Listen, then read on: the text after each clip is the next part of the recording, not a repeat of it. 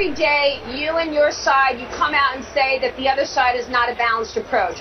And then they come out, the Republicans come out, and they're saying that the Dems plan is not a balanced approach.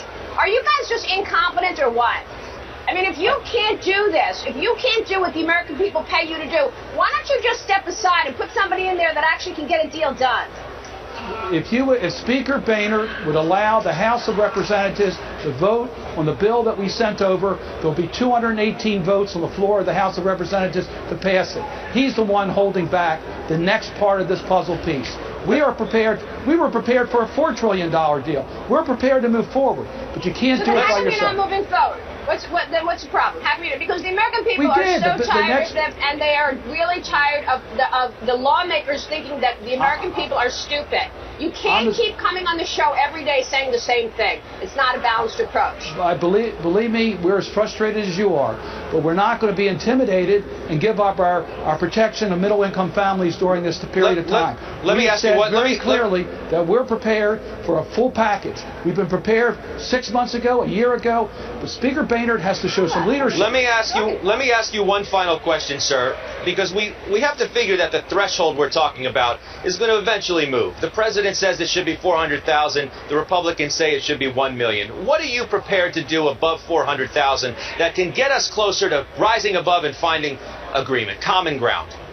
We need $1.2 trillion of real revenue that we can count on to fill the gap. That is the minimum amount. You can get $1.2 trillion by changing the tax code. That means eliminating loopholes. Are you prepared to vote to eliminate the loophole of charitable deductions? Are you prepared to put that on the table? No. No. Are you prepared to put on the table the mortgage deduction? Will you put on the table the mortgage deduction? Yes or no? I am not going to make a decision in the next couple of days. Are you prepared to take away the carried interest loophole? Are you prepared to take away the carried interest loophole? Yes or no? Are you interested in me responding? Because you're talking about $1.2 trillion in revenue, but all you said is no. You're not prepared to put anything on the table.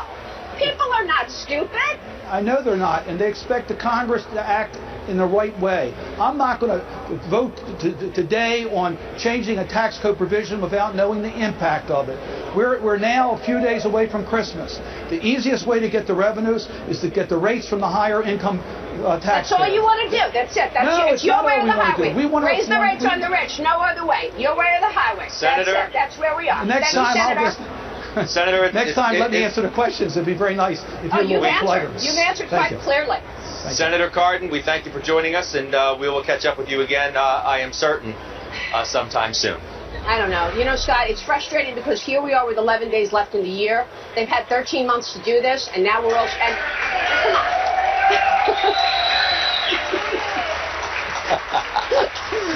Well, I mean, look, the people on the floor have been watching the show. That's all I'm going to say.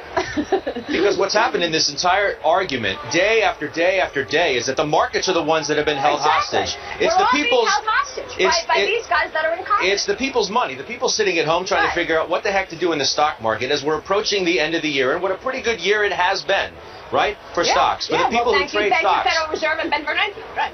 But they're trying to figure out what to do now as they watch interviews like we just had and throw their arms up in the air. Absolutely. All right, let's take a short break. That was an exciting beginning of the show, Scott.